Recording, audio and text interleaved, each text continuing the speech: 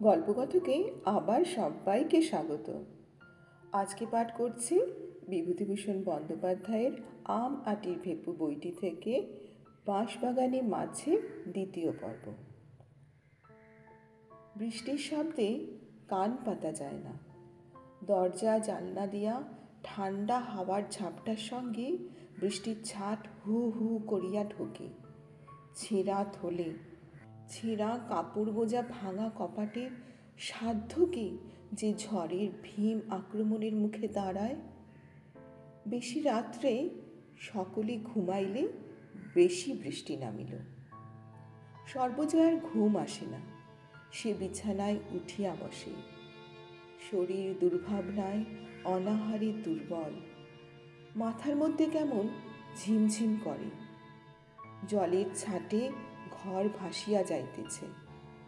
হাত দিয়া দেখিল ঘুমন্ত অপুর গা জলে ভিজিয়া নেতা হইয়া যাইতেছে। সে কি করে? আর কত রাত আছে? সে বিছানা হাতড়াইয়া দেশলাই খুঁজিয়া কেরোসিনের ডিবাটা জ্বালে। ডাকে, ও অপু, একটু ওর দিকে। দুর্গাকে বলে, পাশ ফিরে শো তো দুর্গা, বড্ড জল পড়ছে, একটু সরে পাশ ফির দেখি। অপু উঠিয়া বসিয়া ঘুমচোখে চারিদিকে চায়, পরে আবার শুইয়া পড়ে। হুড়ুম করিয়া কি ভীষণ শব্দ হয়। সর্বজয়া তাড়াতাড়ি দুয়ার খুলিয়া বাহিরের দিকে উঁকি মারিয়া দেখিল। বাঁশবাগানের দিকটা ফাঁকা ফাঁকা দেখাইতেছে। রান্নাঘরের দেয়াল পড়িয়া গিয়াছে। তাহার বুক কাঁপিয়া ওঠে। এইবার যদি পুরনো কোঠাটা, কে আছে, কাহাকে সে এখন ডাকে? মনে মনে বলে, হে ঠাকুর, আজকের রাতটা কোনো রকমে কাটিয়ে দাও। হে ঠাকুর, ওদের মুখের দিকে তাকাও। তখনও ভালো করিয়া ভোর হয় নাই। ঝড় থামিয়া গিয়াছে, কিন্তু বৃষ্টি তখনও অল্প অল্প পড়িতেছে। পাড়ার নীলমণি মুখুজ্জের স্ত্রী গোহালে গরুর অবস্থা দেখিতে আসিতেছেন। এমন সময় খিড়কির দোরে বারবার ধাক্কা শুনিয়া আসিয়া দোর খুলিয়া বিস্ময়ের সুরে বলিলেন, নতুন বউ এ সময়? সর্বজয়া ব্যস্তভাবে বলিল, দিদি, একবার বর ঠাকুরকে ডাকো দেখি, একবার শিগগিরই আমাদের বাড়িতে আসতে বলো, দুর্গা কেমন করছে। নীলমণি মুখুজ্জের স্ত্রী আশ্চর্য হইয়া বলিলেন, দুর্গা কেন, কি হয়েছে দুর্গার? সর্বজয়া বলিল, কদিন থেকে তো জ্বর হচ্ছিল, হচ্ছে আবার যাচ্ছে, ম্যালেরিয়া জ্বর। কাল সন্ধ্যে থেকে জ্বর বড্ড বেশি, তার উপর কাল রাত্রে কিরকম কাণ্ড তো জানোই, একবার শিগগিরই বর ঠাকুরকে। তাহার চোখের এমন দিশেহারা চাহনি দেখিয়া নীলমণি মুখুজ্জের স্ত্রী বলিলেন, ভয় কি বৌমা, দাঁড়াও, আমি এক্ষুনি ডেকে দিচ্ছি, চলো আমিও যাচ্ছি। কাল আবার রাত্রিরের গোয়ালের চালখানা পড়ে গেল। বাবা, কাল রাত্রিরের মতো কাণ্ড আমি তো কখনো দেখিনি। শেষ রাত্রে সব উঠে গরু টরু সরিয়ে রেখে আবার শুয়েছে কি না, দাঁড়াও আমি ডাকি। একটু পরে নীলমণি মুখুজ্জে, তাহার বড় ছেলে ফণি, স্ত্রী ও দুই মেয়ে সকলে অপুদের বাড়ি আসিলেন। দুর্গার বিছানার পাশে অপু বসিয়া আছে। নীলমণি মুখুজ্জে ঘরে ঢুকিয়া বলিলেন, কি হয়েছে বাবা অপু? অপুর মুখে উদ্বিগ্নের চিহ্ন। বলিল, দিদি কি সব বকছিল জ্যাঠামশাই। নীলমণি বিছানার পাশে বসিয়া বলিলেন, দেখি হাতখানা, জ্বরটা একটু বেশি। আচ্ছা, কোনো ভয় নেই। ফণি, তুমি একবার চট করে নবাবগঞ্জ চলে যাও দেখি শরৎ ডাক্তারের কাছে, একেবারে ডেকে নিয়ে আসবে। পরে তিনি ডাকিলেন, দুর্গা, ও দুর্গা। দুর্গার অঘোর আচ্ছন্ন ভাব, সারা শব্দ নাই। একটু বেলায় নবাবগঞ্জ হইতে শরৎ ডাক্তার আসিলেন। দেখিয়া শুনিয়া ঔষধের ব্যবস্থা করিলেন। বলিয়া গেলেন যে বিশেষ ভয়ের কোনো কারণ নাই। জ্বর বেশি হইয়াছে। মাথায় জলপটি নিয়মিতভাবে দেওয়ার বন্দোবস্ত করিলেন। হরিহর কোথায় আছে জানা নাই, তবুও তাহার পূর্ব ঠিকানায় একখানা পত্র দেওয়া হইল। পরদিন ঝড় বৃষ্টি থামিয়া গেল। আকাশের মেঘ কাটিতে শুরু করিল।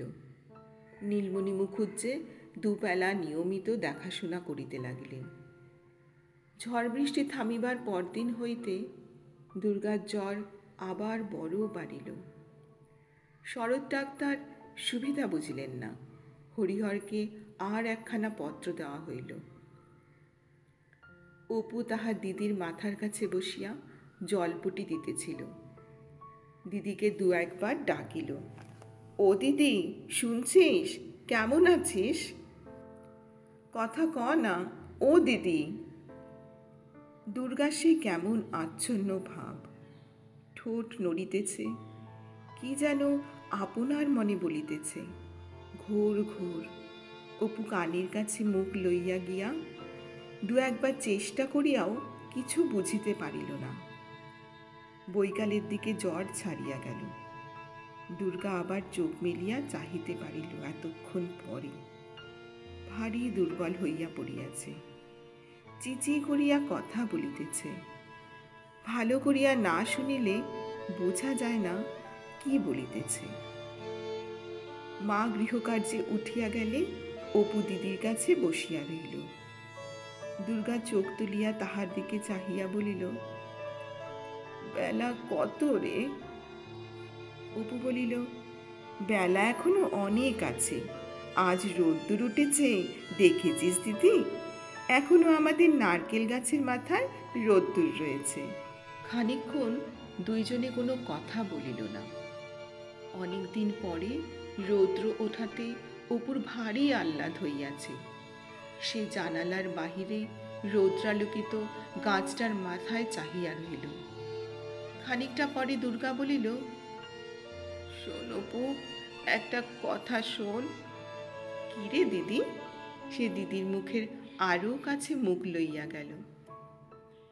সেরে উঠলে আমায় একদিন তুই রেলগাড়ি দেখাবি? দেখাবো এখন। তুই সেরে উঠলে বাবাকে বলে আমরা সব একদিন গঙ্গা নাইতে যাব রেলগাড়ি করে। সারা দিন রাত কাটিয়া গেল। ঝড় বৃষ্টি কোনো কালে হইয়াছিল মনে হয় না। চারিধারে শরতের জমকালো রৌদ্র। সকাল 10টার সময় নীলমণি মুখুজ্জে অনেক দিন পরে নদীতে স্নান করিতে যাইবেন বলিয়া তেল মাখিতে বসিয়াছেন। এই সময় তাহার স্ত্রীর উত্তেজিত স্বর কানে গেল। ওগো, এসো তো একবার এদিকে শিগগিরই। অপুদের বাড়ির থেকে যেন একটা কান্নার গলা পাওয়া যাচ্ছে। ব্যাপারকে দেখিতে সকলে ছুটিয়া গেলেন। সর্বজয়া মেয়ের মুখের উপর ঝুঁকিয়া পড়িয়া সকরুণ আবেগে বলিতেছে, ও দুর্গা, চা দেখি। হোমা, ভালো করে চা একবার।